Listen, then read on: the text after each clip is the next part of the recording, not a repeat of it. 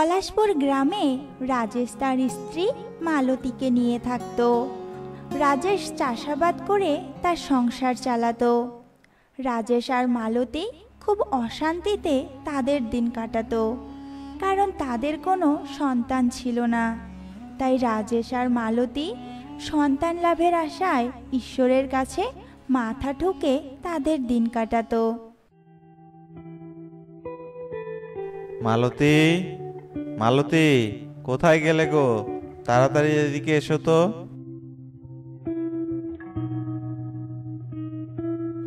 হ্যাঁ গো, বলো কি হয়েছে?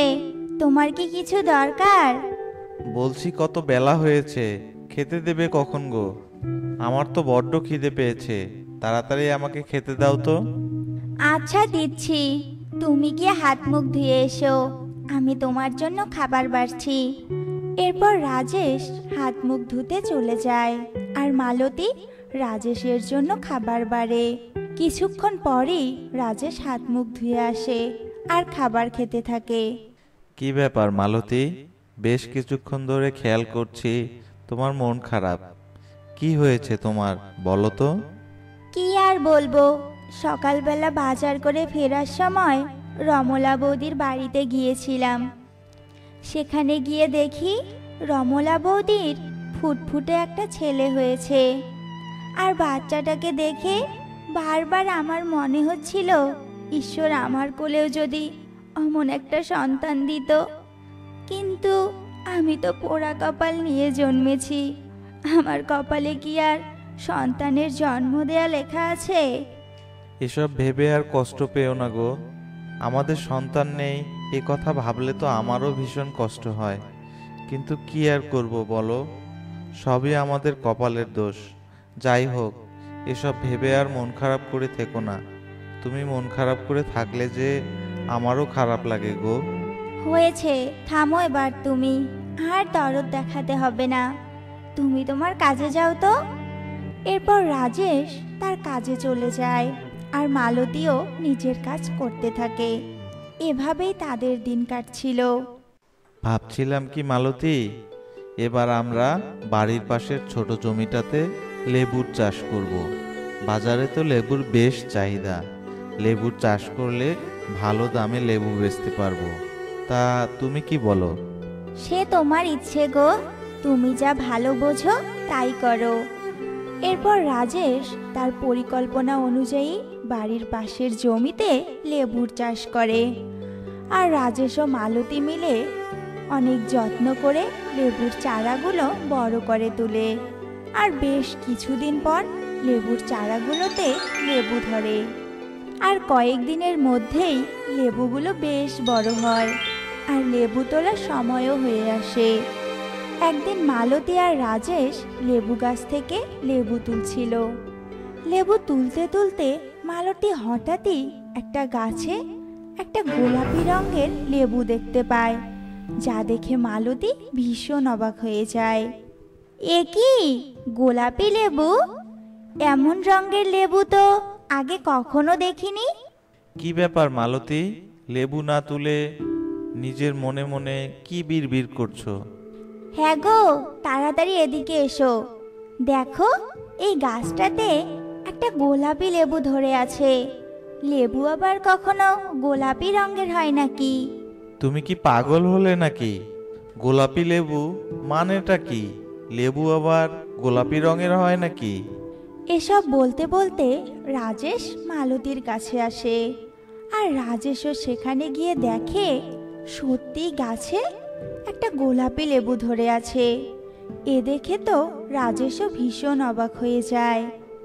সত্যিই তো গোলাপি লেবু। মালতী, তুমি বরং লেবুটা ছিঁড়ে বাড়িতে নিয়ে যাও। আমরা এই লেবুটা বাজারে বেচবো না, এই লেবুটাকে বাড়িতেই রাখবো।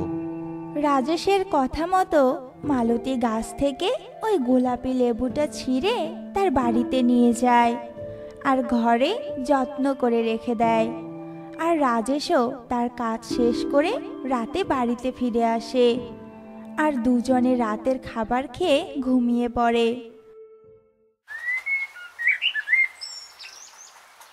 পরদিন সকালে মালতী ঘুম থেকে উঠে ভীষণ অবাক হয়, কারণ গোলাপি লেবুটা যেখানে রাখা ছিল সেখানে ছিল না। বলছি, শুনছো? তাড়াতাড়ি ওঠো, দেখো আমাদের ঘরে যে গোলাপি লেবুটা রেখেছিলাম ওই লেবুটা এখানে নেই। কি বলছো এসব? গোলাপি লেবু নেই মানে? কোথায় গেল লেবুটা? লেবুর আবার হাত পা গজালো নাকি যে লেবুটা একা একাই কোথাও চলে যাবে? চলো আগে ঘরে ভালো করে খুঁজে দেখি লেবুটা কোথাও হয়তো পড়ে গেছে কিনা। এরপর রাজেশ আর মালতী ঘরের মধ্যেই গোলাপি লেবুটা খুঁজতে থাকে। হঠাৎই মালতীর খাবারের টেবিলের দিকে চোখ যায়, আর হঠাৎই মালতী দেখে লেবুটার মানুষের মতোই হাত পা মুখ হয়েছে, আর লেবুটা খাবারের টেবিলে বসে খাবার খাচ্ছে। এসব দেখে তো মালতী ভীষণ ঘাবড়ে যায়। এ কি গো, গোলাপি লেবুটা তো টেবিলে খাবার খাচ্ছে, দেখো ওর আবার মানুষের মতো হাত পা মুখও হয়েছে। এসব কি দেখছি আমি তো কিছুই বুঝতে পারছি না। মালতীর এসব কথা শুনে রাজেশও টেবিলের দিকে তাকায়, আর গোলাপি লেবুকে খাবার খেতে দেখে রাজেশও ভীষণ অবাক হয়ে যায়। দয়া করে আমাকে তোমরা মেরো না, দয়া করো মা, আমাকে মেরো না তোমরা। তুই আমাকে মা বলে ডাকলি, কিন্তু তুই এমন লেবু হয়ে কথা বলছিস কেন? আর তোর এমন মানুষের মতো হাত পাই বা হয়েছে কেন? আসলে মা, আমি কোনো সাধারণ লেবু নই, আমি হলাম এক জাদুই লেবু। পরীদের আশীর্বাদে আমি তোমাদের বাগানে জন্মেছিলাম। তোমরা অনেক দুঃখী ছিলে দেখে পরীরা তার আশীর্বাদ হিসেবে তোমার বাগানে আমাকে পাঠিয়েছে। এজন্য আমি তোমাদের বাগানে জন্মেছি। আমি তোমাদের সন্তান হয়ে থাকতে চাই মা। আমাকে তোমার সন্তান হিসেবে তোমার বাড়িতে রাখবে? হ্যাঁ, অবশ্যই রাখবো। কেন রাখবো না? আমরাও তো কতদিন থেকে একটা সন্তান চাইছি।